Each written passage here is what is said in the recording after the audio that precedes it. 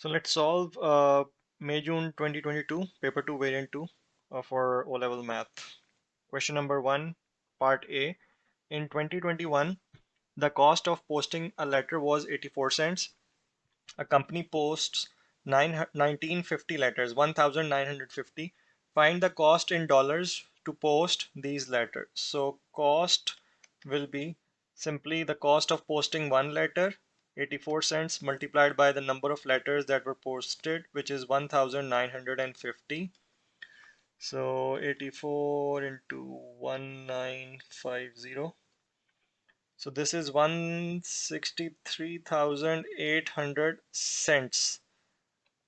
You have to give your answer in dollars. So $1 has 100 cents. So I will divide by 100 to convert these cents into dollars, which is 1,638. So $1,638. Part 2. In 2022, the cost of posting a letter is 96 cents. Calculate the percentage increase in the cost of posting a letter. So now you have to find the percentage increase. So your percentage increase will be final value, which is 96 cents, minus the initial value, which was 84, divided by the initial value 84, and then multiply by 100. 96 minus 84 divided by 84 multiplied by 100. So this is 14.285, which I can write as 14.3%, up to three significant figures. Part B is cost of posting a letter is 96 cents. 15% discount when monthly postage is more than $1,000. Company A posts 1200 letters in 1 month. Company B posts fewer letters than Company A in the same month. Company A and Company B each pay the same amount to post their letters that month. Find the number of letters Company B posts in that month. So they both the companies paid the same amount. So first we can easily calculate the amount paid by Company B because it is the same as the amount paid by Company A. So we have all the information for Company A, how many letters they posted, what is the cost, and if this discount applies to them. We can calculate the cost that they paid. So amount paid by Company A. So this is, they post 1200 letters. One letter cost is 96 cents. So 1200 into, I'll convert 96 cents. So let's write it as it is, 115,200 cents. I will convert them into dollars divided by 100. So $1,152, which is more than $1,000. So we will have to apply a 15% discount. That means the amount left will be 85%, or you can say 85 over 100, because 100% minus this 15%, you're left with 85%. So the actual amount paid by Company A is 85% of this 1,152.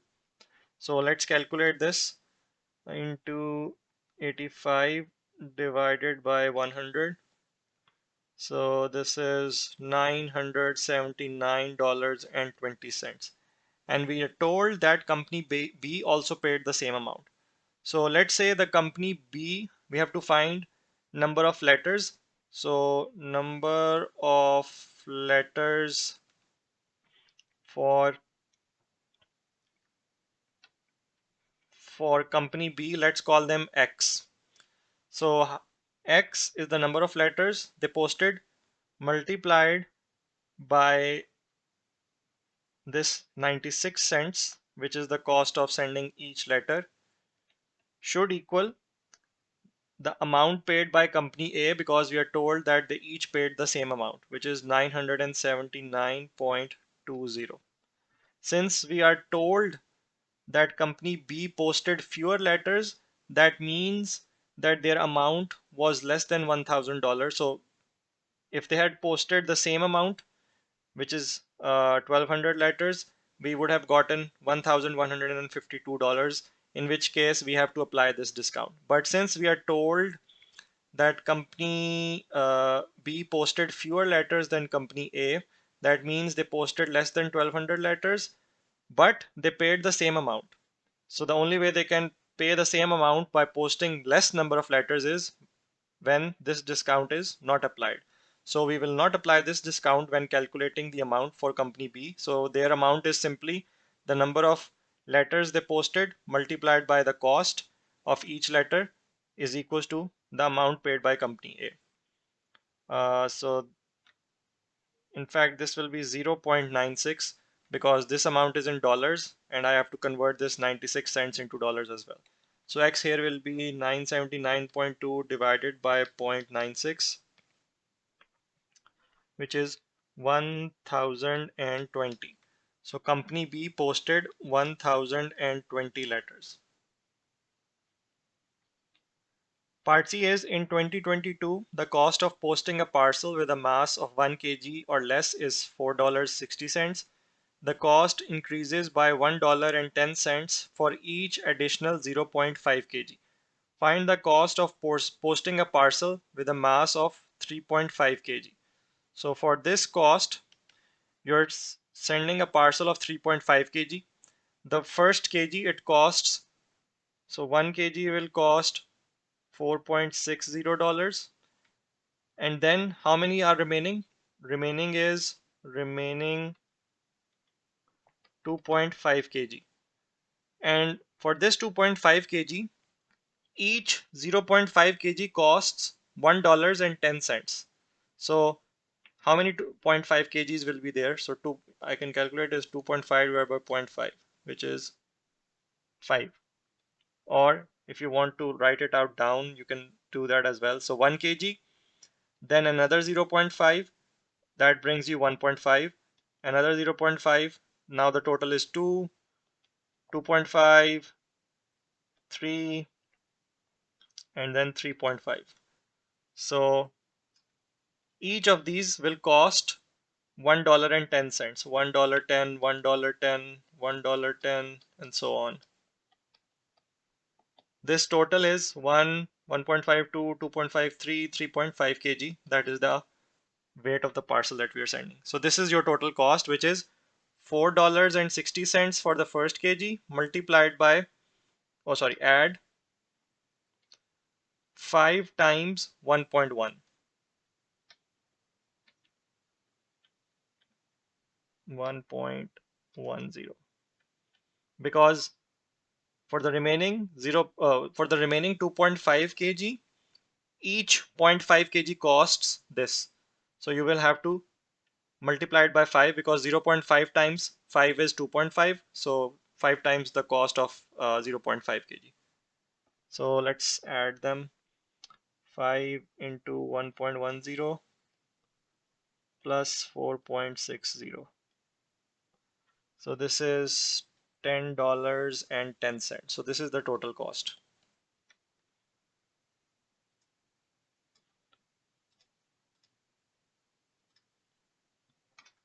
Part D is the cost of posting parcels increases by 7.2%. After the increase, the cost of posting a parcel is $13.40. Calculate the original cost of posting the parcel. So let the original cost equal to X. And you know that percentage increase will be given by the final cost, which is $13.40, minus the original cost, which is X, divided by original cost X multiplied by 100. And you're given that this is 7.2% percentage increase. 7.2, if I multiply 100 here, I will get 1340 minus 100x. And let's take this x to the other side. It will be multiplied here, so 7.2x. Bring this 100x here, so I will get 107.2x. It will be added here. 107.2x equals to 1340. X will be 1340 divided by 107.2. which is 12.50. So the original cost before this increase was $12.50. Question number 2, part A. You're given A equals to 3P plus Q. Find Q when A is 23 and P is 5. So let's substitute the values. 23 equals to 3 into P, which is 5, plus Q. This is 15. If I take this to the other side, this will become 23 minus 15, which is 8. So the value of Q is 8. Expand and simplify. So open the brackets. 2 times 2 is 4, 4x, plus 5 times 2 is 10, plus 3x, and then minus 18. This will be 7x. 10 minus 18 will be minus 8. So 7x minus 8. Solve 5y plus 3 equals to 1. 5y equals to 1 minus 3 will be minus 2. Y equals to minus 2 over 5. Minus 2 divided by 5 will be minus 0.4.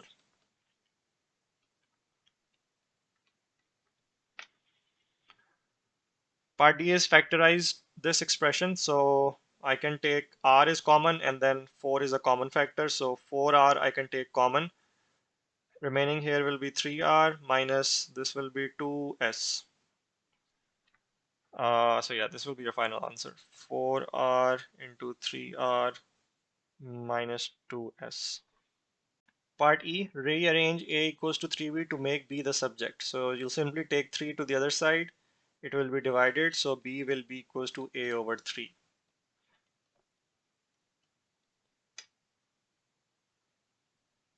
Question number 3, a five-sided spinner is numbered 1, 2, 3, 4, 5. The table shows the results from spinning the spinner 200 times. So number 1 came up 51 times, number 2 came up 19 times, and so on. A pie chart is drawn to show this information. Calculate the angle of the sector representing number 4. So how many times, what's the fraction of times number 4 came up during the spin of 200? So number 4, the frequency is 35. So angle would be, number 4 came up 35 over 200 times. So this is the fraction, and then you have to find the angle it makes in the pie chart. So the full pie chart is 360 degree.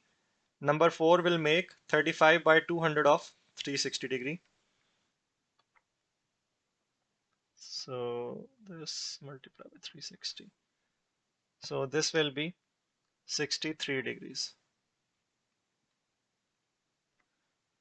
Use the results to estimate the probability thus that the spinner lands on 3.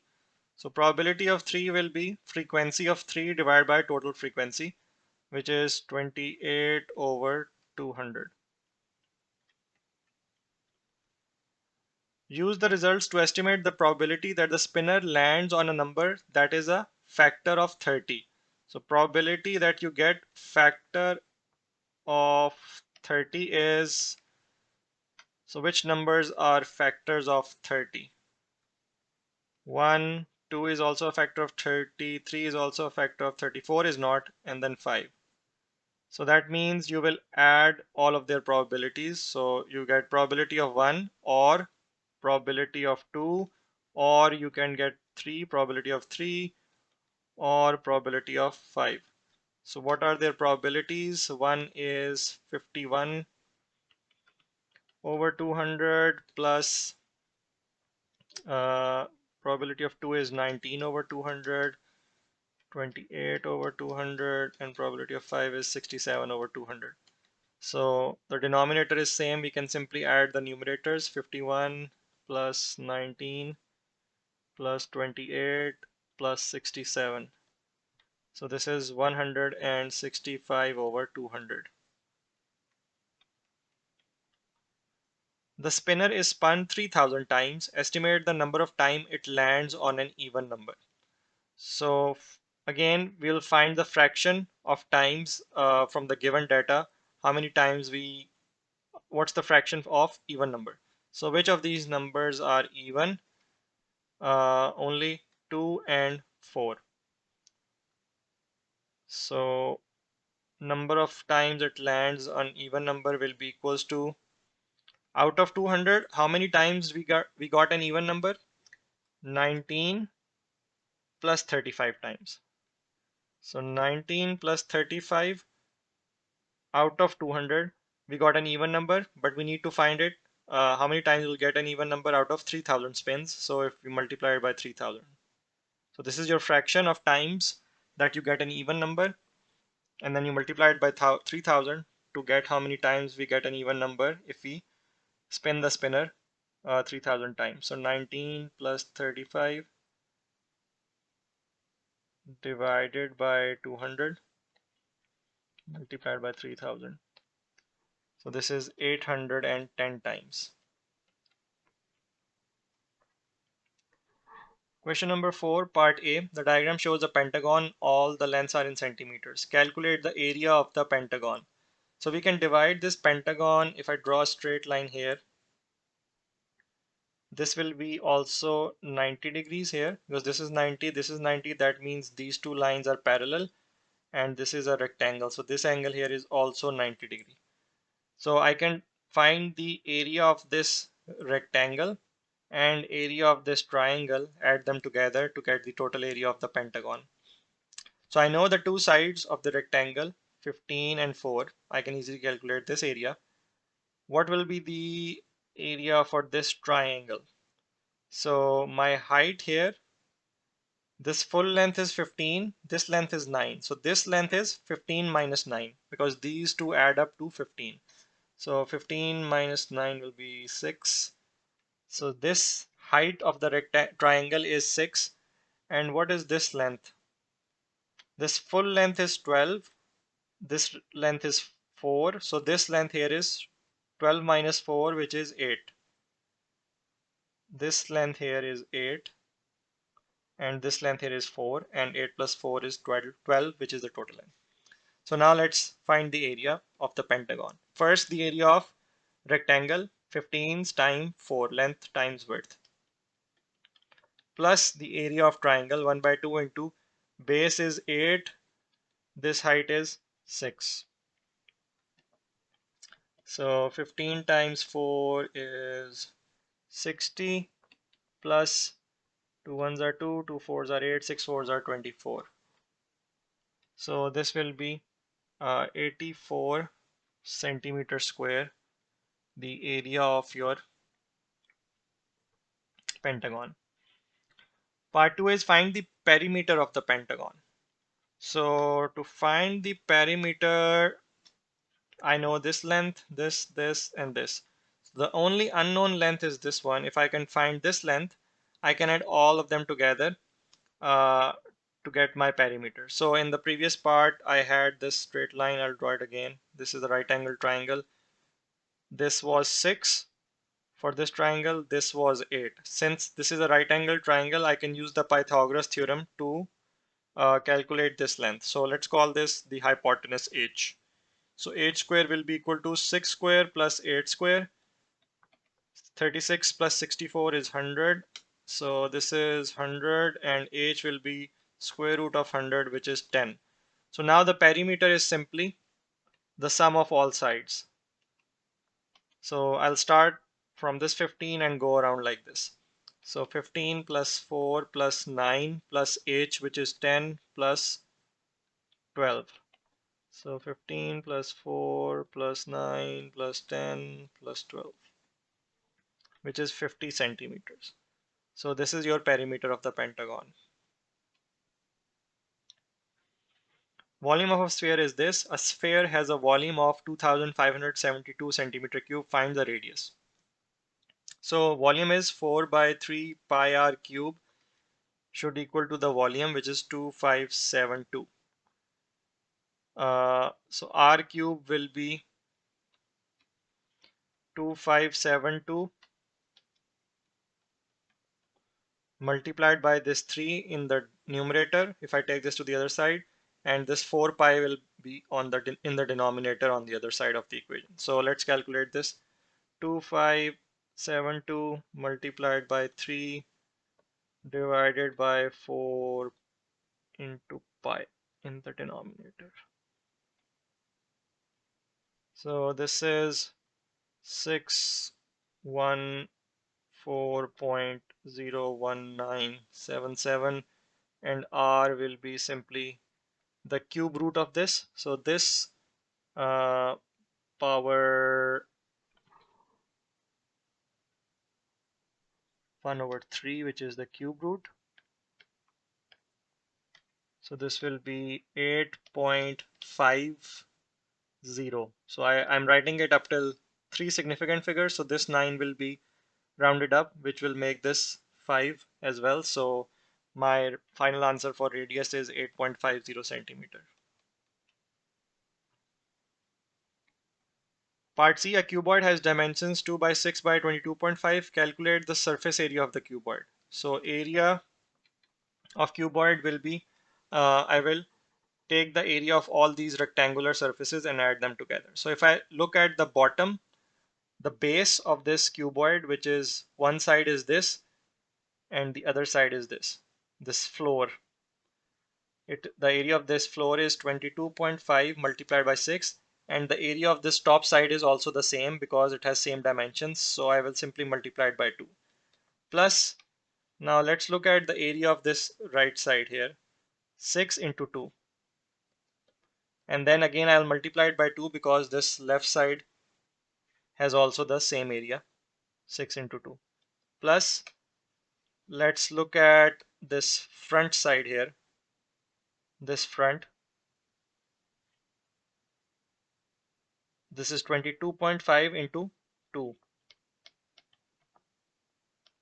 And then I will multiply this by 2 as well because the back side, this one, also has same dimensions, 22.5 by 2, so same area. So this will be multiplied by 2 as well.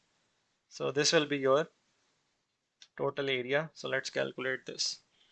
2 into 22.5 into 6 plus 6 twos are 12 and 12 twos are 24 plus 24. So plus 2 into 22.5 into 2. So 384 centimeter square will be your area. Part 2.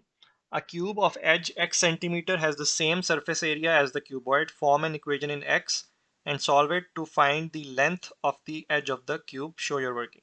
So you have another cube. So the cube means all sides are equal. So if this is your cube,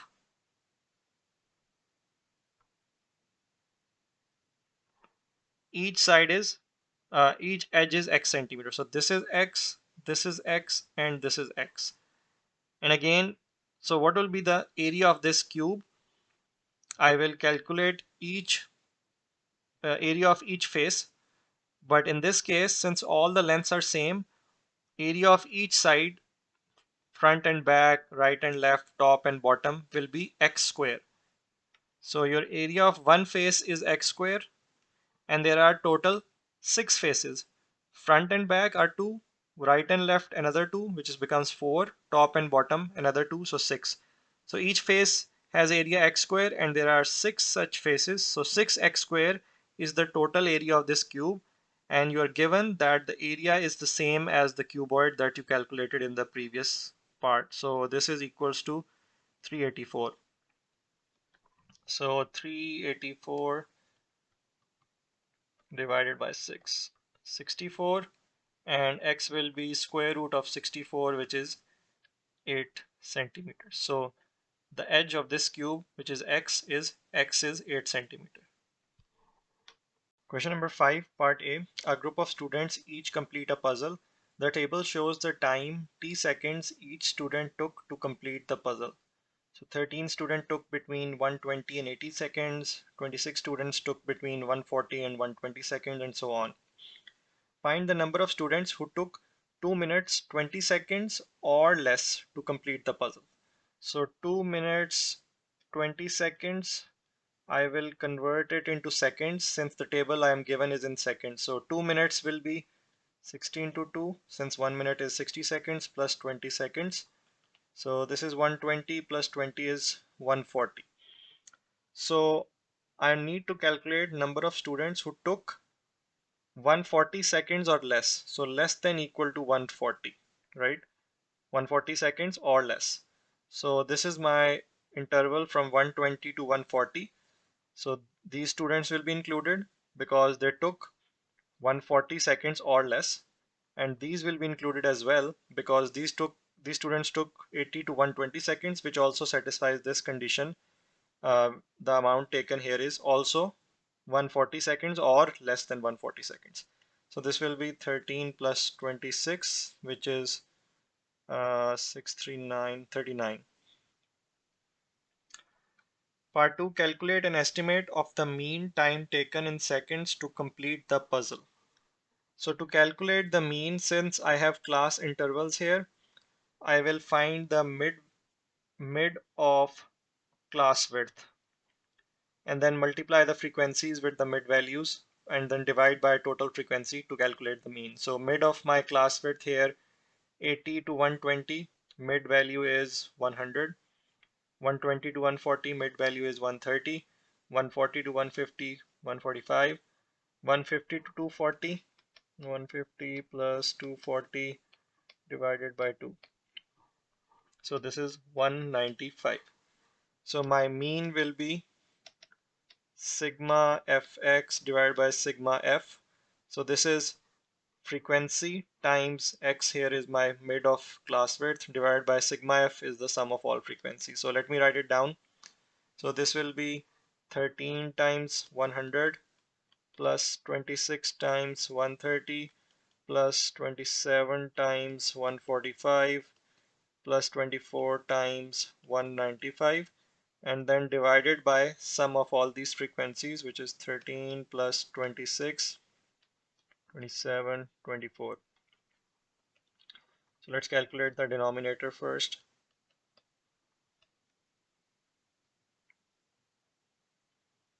24. So this is 90, and numerator is plus 26 into 130 into 145 plus 24 into 195. So 13275 and then divided by 90. So your mean here is 147.5 seconds. So this will be 147.5. Part B, a group of adults also completed this puzzle. A cumulative frequency diagram is shown for their times. On y-axis, you have cumulative frequency. On x-axis, you have time in seconds. Use the cumulative frequency diagram to complete the frequency table. So the first one is given. Between 50 and 100, you have 8 people. So on y-axis, each small block represents a value of 2.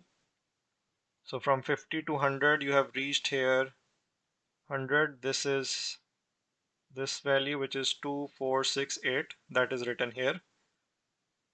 The next interval is from 100 to 150. So I'll measure what's my value of cumulative frequency when time is 150. So I'll draw a straight line here, and value here is 30. So the number of people in this interval will be 30 minus 8, right? Those will be people who took less than 150 seconds but more than 100 in this interval here. So 30 minus 8 is 22. Next we have to find between 150 and 200. So now I'll draw a line at 200.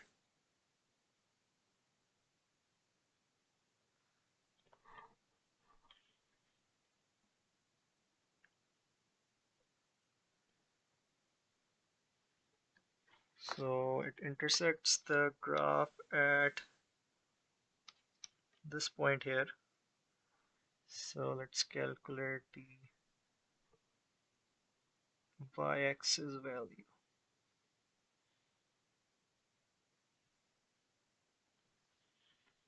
So this is 60, 62, 64, 66. So now this interval will be 66 minus 30, which is 36. So in this interval, you have 60 minus 30 people, which is equals to 36. 36. Next, you have to find between 200 and 250.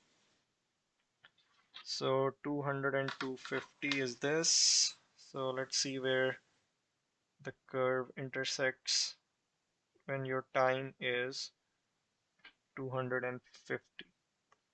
So at this point,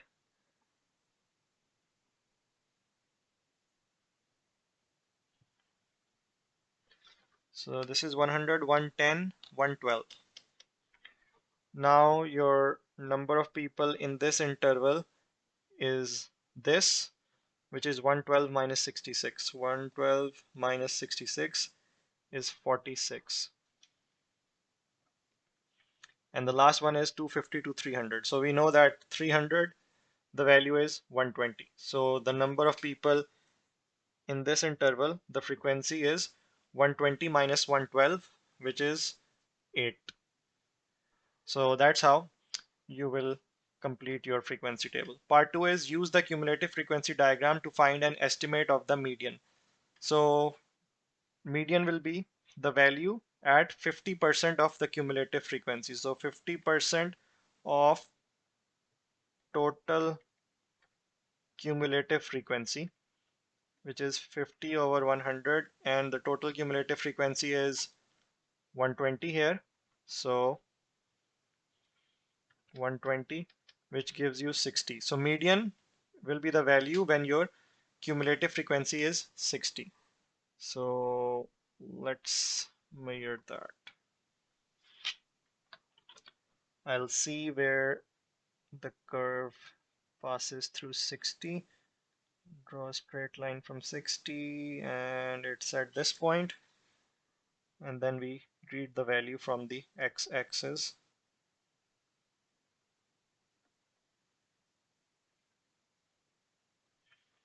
So it's here. So this is on the x-axis. So this change is 50 and there are 20 blocks. 1, 2, 3, 4, 5, oh no, 10 blocks. So this change 50 with 10 blocks, so that means each small block is 5. So if this is 200, one small block before will be 195. So your median will be 195 here, 195. Part 3 is 55% of the adults took between 125 seconds and k seconds to complete the puzzle. Use the cumulative frequency diagram to find the value of k. So let me clean this up so that I can draw for this part.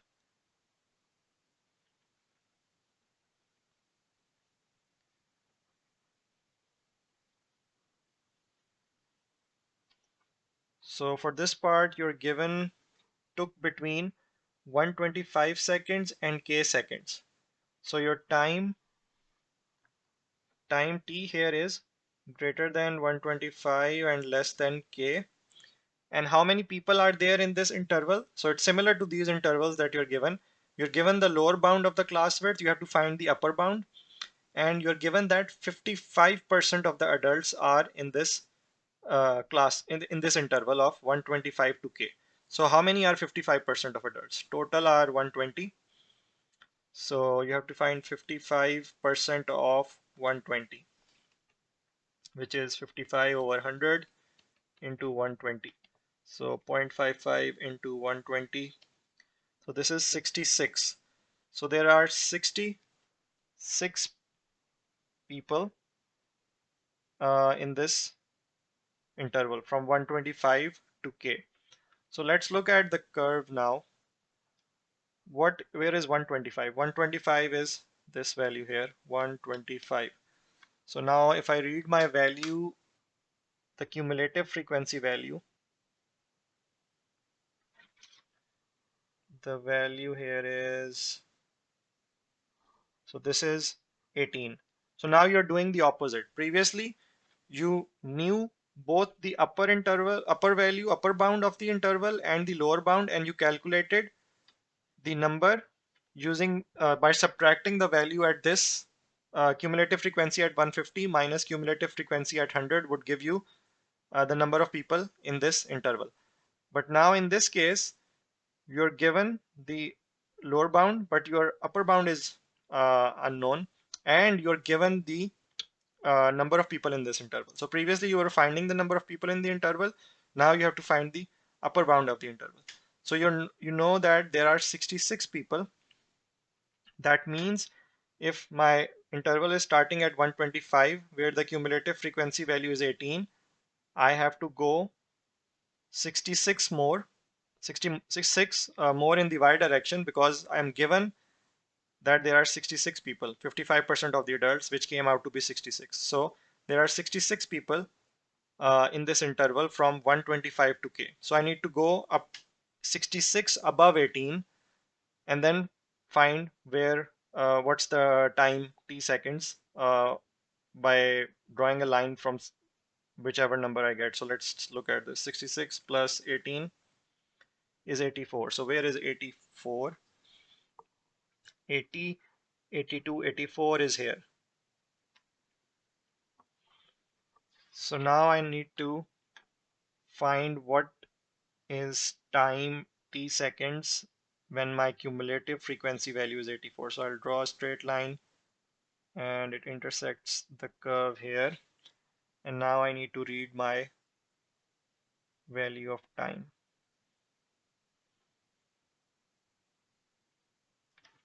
So it's this line here, 200, 205, 210, 215. So this is 215. So there are 66 people in this interval from 18 to 84. 84 minus 18 is 66, which is this class interval in time seconds.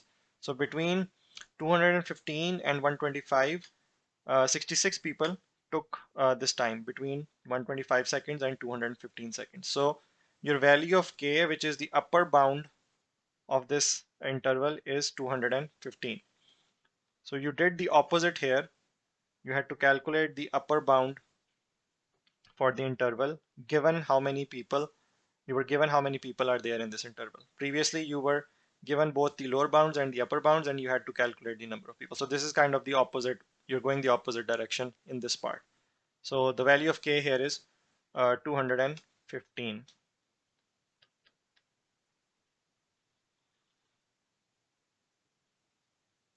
Question number 6, the line y equals to x plus 2 is drawn. On the grid, draw a line x plus 2y equals to 7. So let's take any two values of x. Uh, let's take x equals to 7. So if x is 7, 7 minus 7 is 0, and then 0 divided by 2 will be 0 as well. So y is 0 as well. And let's take x equals to 3. 7 minus 3 will be 4, and 4 divided by 2 is 2.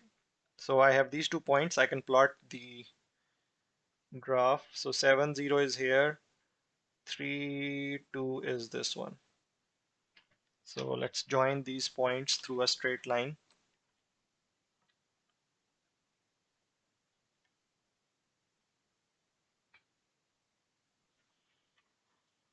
So this is my line for x plus 2y equals to 7. The next part is use your graph to find the solution of these simultaneous equations. So you're given y equals to x plus 2. So basically the two equations, the one of them you're already given the graphs. This for the second one you have just drawn the graph. So to find the solution, you simply look at the intersection, which is this point. X value is 1, y value is 3. So 1 and 3. The region R is defined by these three inequalities. So y is less than equals to x plus 2, x plus 2y is greater than equal to 7, x is less than equal to 5. So you already have the graphs for these two. I can draw x is less than equal to 5. So x equals to 5 will be this line here. So this is x equals to 5. So your region R is y is less than x plus 2, that means it is, so this is y equals to x plus 2, this line here. So it's below this line, and then it says x plus 2y is greater than equal to 7. That means it is above this line, and x is less than equal to 5 means it's towards the left of this line, x equals to 5. So your region R is basically bounded by this, this, and this. So you will shade this region here.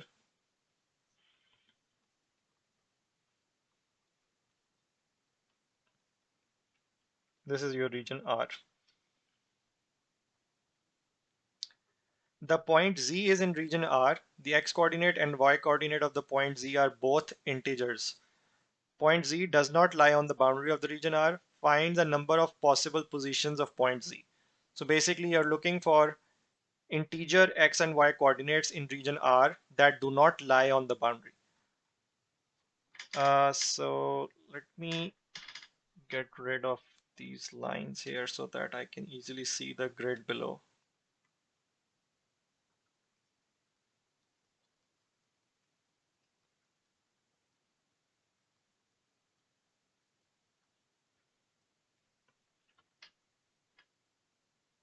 So this is my region R, right? Now I'm looking for points in this region which have integer x coordinate and integer y coordinate. So no decimal values. And they must not also lie on the boundary. So any points on the boundary are invalid. So you're only looking inside the region. So one point is this one, integer x, integer y. This is also inside, integer x, integer y values.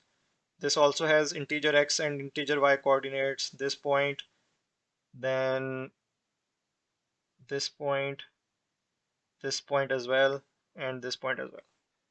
So these are all valid positions of Z because it satisfies all the conditions. The x and y coordinates are integers and they do not lie on the boundary of region R.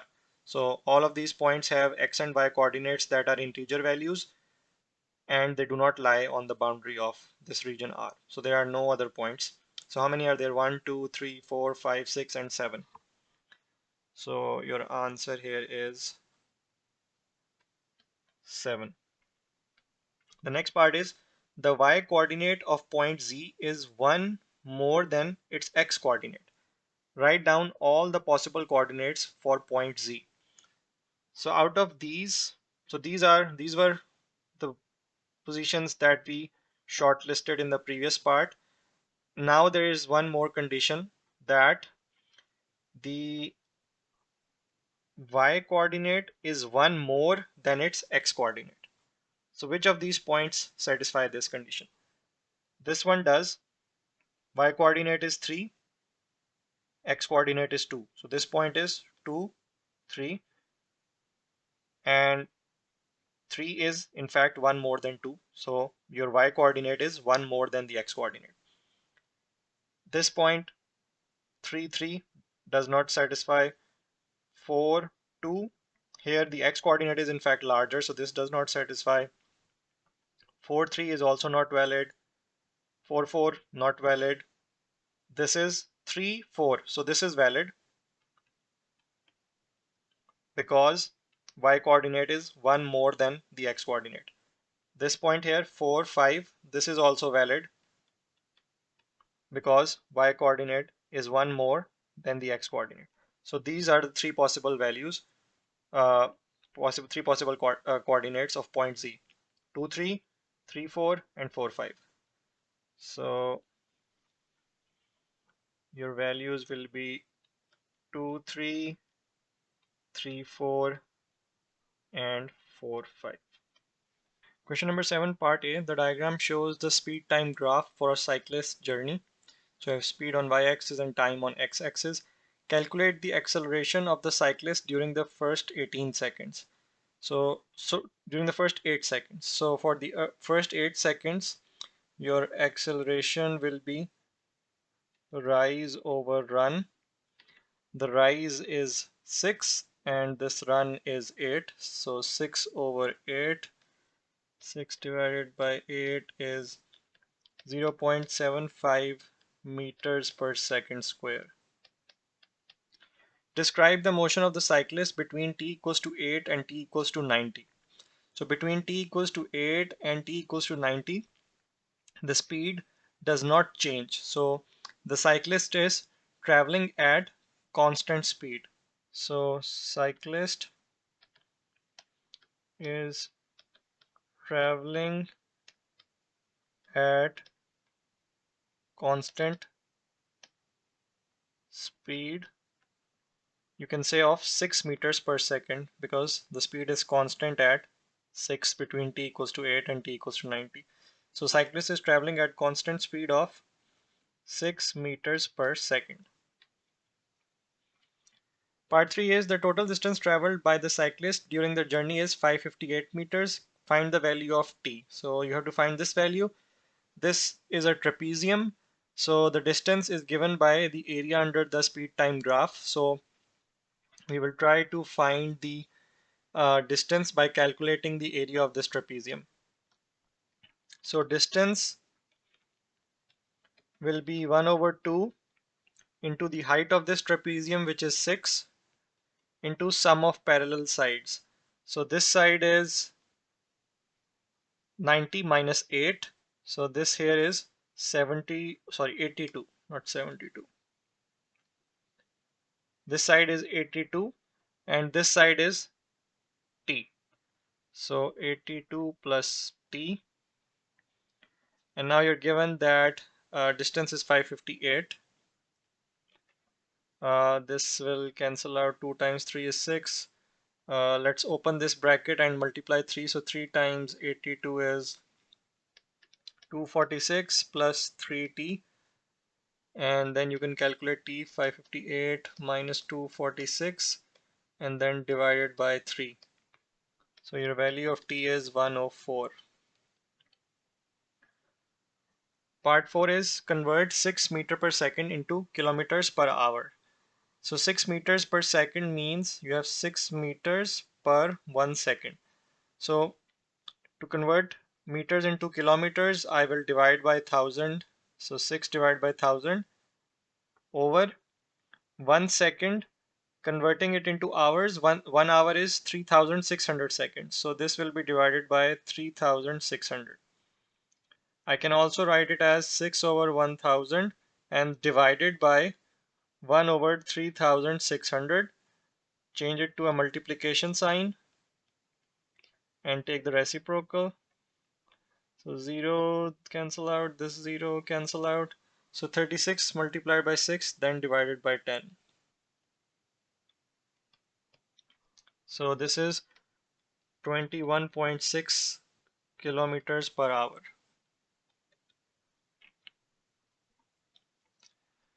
Part B is a car travels 352 kilometers correct to the nearest kilometer. The time taken to travel this distance is 4.2 hours correct to the nearest 0.1 hour. Calculate the upper bound for the average speed of the car. So what is the average speed? It is the total distance divided by total time. So now to find the upper bound of average speed means you have to find the highest possible value of average speed given this distance, this error, and this time and this error. So first let's calculate the errors. So in distance, it is to the nearest kilometers. So error will be nearest kilometers means 1 kilometer. So you divide it by 2 to get the error, which is 0.5. And in time, what's the error? It is nearest to 0.1 hour. So 0.1 divided by 2, which is 0.05 is the error in the time measurement. Now to find the upper bound of the average speed, so average speed is this division, right? Distance divided by time. To maximize the value of this fraction, I want to calculate the maximum, I want to have the maximum possible distance in the numerator and the smallest possible time in the denominator, so that when I divide distance by time, I get the largest possible value. So what is the largest possible value of distance? It is 352, which is the measured distance in kilometer, plus the error, divided by what is the time taken, 4.2 hours. Now I have to subtract the error. because I want to maximize the numerator and minimize the denominator so that when I divide, I get the largest possible value of, or the upper bound of average speed. So this will be 352.5 divided by 4.15.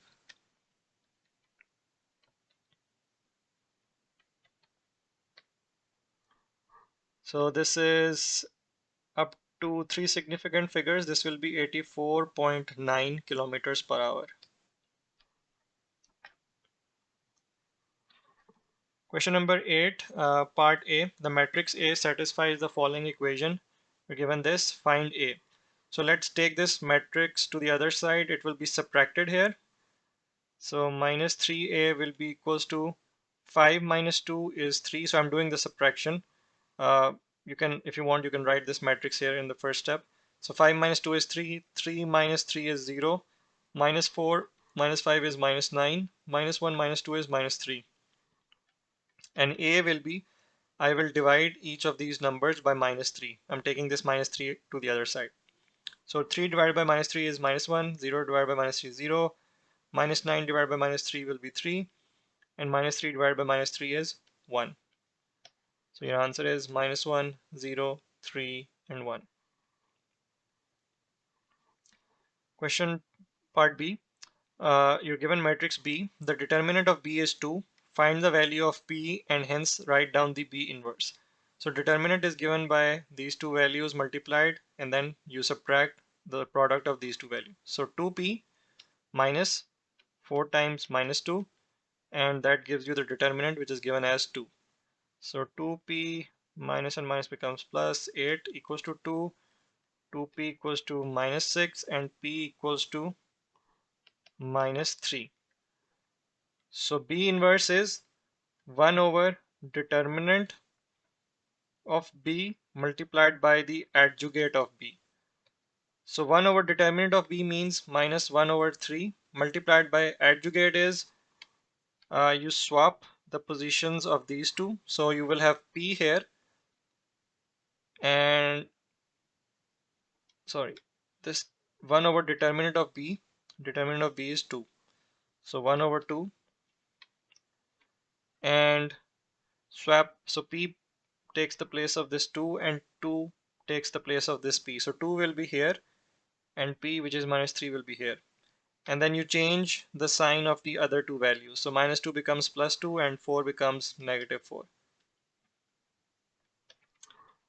And then if you want, you can multiply it inside.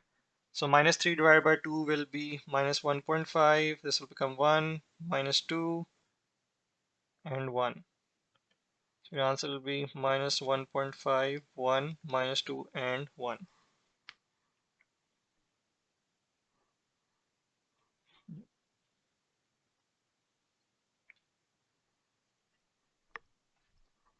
Part C, you're given diagram A. The diagram shows shape A and shape B. Describe fully the single transformation that maps shape A onto shape B. So if you look at this, it looks like a translation because the orientation of the shape is same. There is no rotation or reflection. You have just moved this shape from this place to this place. So let's take this point and the image is this point. So you moved 1, 2, 3, 4, negative 4 in X and 1, 2, 3, positive 3 in Y axis. Or you can take this coordinate and subtract this. So object minus the image. So the coordinates of this are minus 5 and 5. So minus 5 and 5, and then minus, it has coordinates minus 1 and 2. So 5, this will become plus. Minus 5 plus 1 is minus 4. 5 minus 2 is 3. So you get the same answer. So the transformation is a translation with vector minus 4 and 3. Part 2, the transformation represented by matrix this maps shape A onto shape C. Draw and label shape C. So first you have to use this matrix and apply the transformation on this shape A. So what we can do is we know that the image, which in this case is shape C, is equals to the transformation matrix T multiplied by the object, which in this case is shape A. So this will be transformation matrix is -2, 0, 0, -2, and then you're multiplying it by the object, which has 4 vertices. So let's take the coordinates of all of these 4 vertices. -1 and 2. So this is -1 and 2. This one is 0 and 1. 0 and 1. This one is 2 and 1. 2 and 1. And this one is 2 and 2. So 2 and 2. Now let's do the multiplication. This first row will be multiplied by this first column. So -2 times -1 is 2, plus 0 times 2 is 0, so plus 0 remains 2. -2 times 0 is 0, plus 0 times 1 is 0, so this will be, this here will be 0. So you're multiplying first row with first column. Oops. So this first row multiplied by first column gave you this value, the first row and first column of your final matrix. Then you multiply first row with second column. -2 times 0 is 0, 0 plus 0 times 1 is 0, 0 plus 0 is 0. So first row multiplied by second column will give you this value, which is the first row and second column of this matrix. So let's continue. -2 times 2 is -4, and then this 0 multiplied by 1 is 0, so this won't change. Then -2 times 2 is again -4, plus 0 times 2 is 0, so nothing here. Now let's take the second row and first column. So second row, first column is here. This will give you this value. So 0 times -1 is 0, plus -2 times 2 is -4. So 0 plus -4 is -4. This will be 0, -2 times 1 is -2. 0 times 2 is 0, -2 times 1 is -2. 0 times 2 is again 0, and -2 times 2 is -4. So 2 minus 4, 0 minus 2, -4 minus 2, and -4 and -4.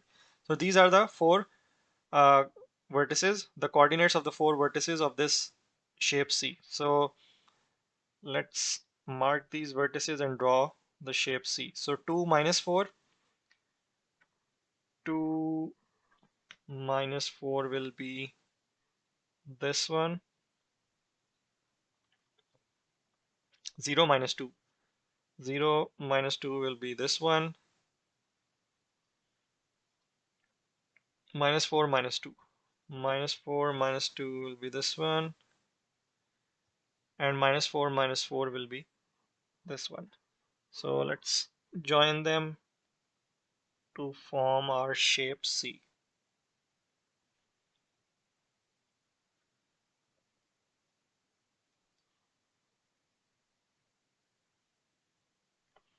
So this will be your shape C that you will get once you apply this transformation matrix to this shape A. Question number 9. PQ is a vertical pole. A rope is attached from the top of the pole P to a point on ground R, and the length is 20 meters. This length is 11 meters. This angle is given as 90 degree. Show that PQ equals to 16.70 meter, correct to 2 decimal places. So this is the length that you have to calculate. Since this is a right angled triangle, I can use Pythagoras theorem. This is my hypotenuse. So 20 square will be equal to 11 square plus PQ square. So this will give me PQ equals to 20 square minus 11 square and the square root of this. 20 square minus 11 square, and then square root of 279 is 16.70 meters up to 2 decimal places. Part B is a second rope is attached from point P to point S. This angle is also PQS is also 90 degree, RS is 30. The angle of elevation of P from S is 36 degree. So which is that angle? The angle of elevation of point P from S. So it is this angle, which is 36 degrees. Calculate RQS. RQS is this angle here that we need to calculate. So if you look at this triangle RQS, I know this side, I know this side of this triangle. So if I can find QS, I can use the cosine rule to find angle RQS. So how can I find QS? I know PQ that was given that we proved in the previous part is 16.70. So looking at triangle PQS, uh, tan of this angle is equals to perpendicular over this QS base. So tan of 36 degrees is PQ, which is 16.70, divided by QS, which is unknown. So I'll use this triangle PQS to find QS and then use cosine rule on RQS triangle to find this angle. So QS will be 16.70 divided by tan of 36. So 16.70 divided by tan of 36, which is 22.99 meters up till two decimal places. So 22.99 is this. Now using cosine rule on triangle RQS. Since this is the angle I need to find, the side opposite is 30. So 30 square will be equals to 11 square plus 22.99 square minus 2 times 11 times 22.99 multiplied by cos of this angle RQS. So 30 square, I will take this 11 square and 22.99 square to the other side. So it will be subtracted minus 22.99 square. So this is 250.4599 and 2 into 11 into 22.99. So this will be minus 505.78 cos of RQS. So take this to the other side. So cos of RQS becomes 250.4599 divided by, so I'll take this minus here, minus 505.78. So RQS will be cos inverse of this. So minus 250.4599 divided by 505.78, and then you take the cos inverse of this. So this is 119.7 degrees up till one decimal place. So angles, if they are not exact values, you have to give up till one decimal place. So RQS will be 119.7 degrees. Part C, a third rope is attached from point P to T. TPQ is 40, PQ2 is 97 degree. Calculate PT. So it is this length that we need to find now. So if I look at this triangle, I know I have to calculate this side. I know the angle opposite, so I can use the sine rule. I want to calculate this side. I know the angle opposite this. I know this length, but the angle opposite this is unknown. So I can easily calculate this angle first. Let's call it X, which is PTQ. So X plus 40 plus 97 should be 180 degrees, sum of all angles of a triangle. So X will be 180 minus 97 minus 40. which is 43 degrees. So this angle here is 43 degree. Now I can use the sine rule. Sine of this angle 97 divided by the side opposite, which is PT, equals to sine of this angle 43 degree divided by the side which is opposite 16.70. So if I take PT to this side and bring sine 43 in the denominator here and 16.70 in the numerator here. So PT will be sine of 97 multiplied by 16.70 divided by sine of 43. Sine 97 multiplied by 16.70 and then divided by sine of 43. So this is up till three significant figures. This is 24.3 meters. Yes. So 24.3. Question number 10.